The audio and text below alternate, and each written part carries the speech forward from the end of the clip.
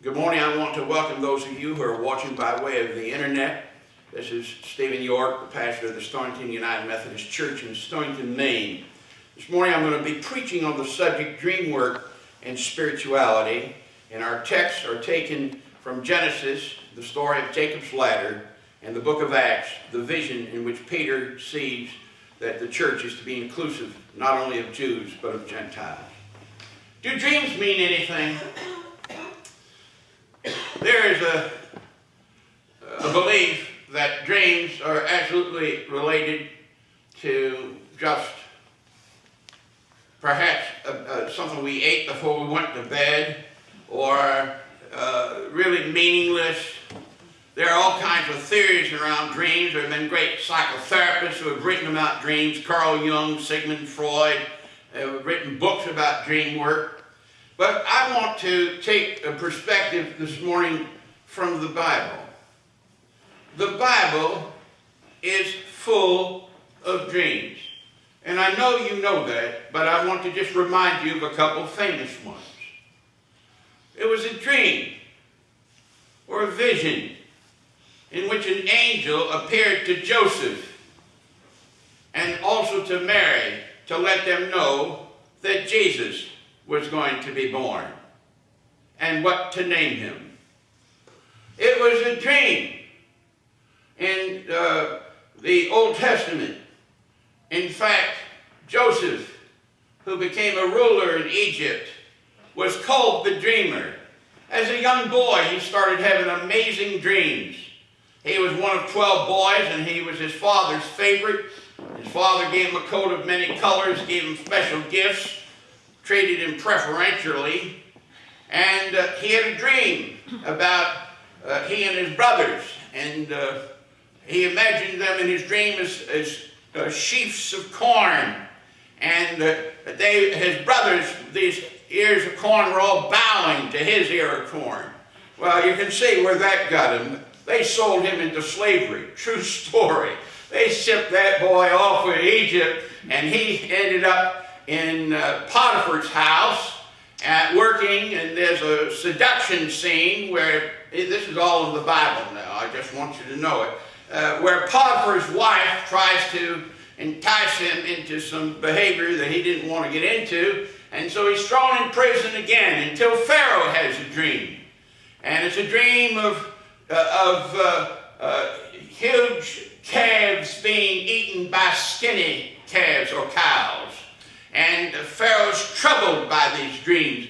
And finally one of the butlers or somebody who kind of ticked him off and had been in jail overnight, came back and said, well, I know someone who can interpret dreams. He's in prison. And so the Pharaoh sent for Joseph, and Joseph interpreted the dreams for him. And it was about years of famine, 7 years of famine that were going to follow 7 years of plenty. Well, Pharaoh was so happy with this dream work that Joseph did in the book of Genesis, he made him the second ruler of all of Egypt. Joseph in the book of Genesis, was a man who was called the dreamer. So from Genesis all the way to that book that most of us get confused with every time we open it, the book of Revelation, which is full of dreams and visions and beasts and all kinds of horsemen and different images flying through that book. From Genesis to Revelation, there is a huge amount of visions and dreams. Stories are full of it. If we cut all the dreams and visions out of the Bible, it would be a very small Bible. Why are these dreams recorded? Why are dreams important? So important that their stories are recorded in both the Old and New Testaments.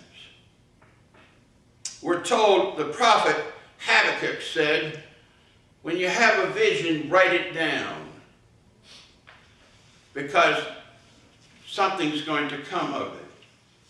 One of the things I learned from Jeremy Taylor in paying attention to dreams is that he suggests that people keep dream journals. that they actually write down what they remember. Now, like most people, I've heard people say to Jeremy Taylor, well, I don't remember it all. And his advice is write down what you do remember and things will come back to you. The other thing, which I mentioned, technique that I mentioned that he gave, I mentioned it to the kids this morning, put a title on your dream. And that will help you to remember it. So those are the practical pieces. But what about these stories this morning? What about the story of Jacob's ladder? Jacob's ladder is set in a context where this young man who's a deceiver, running away from home with the stolen blessing of his father, fearing for his life that his brother Esau is going to kill him, stops and sleeps with all, he has a company, of course, with him, a group of people and animals with him, sleeps, uses a pillow, a rock for a pillow, and has this vision of a ladder that reaches from the ground all the way up to the sky.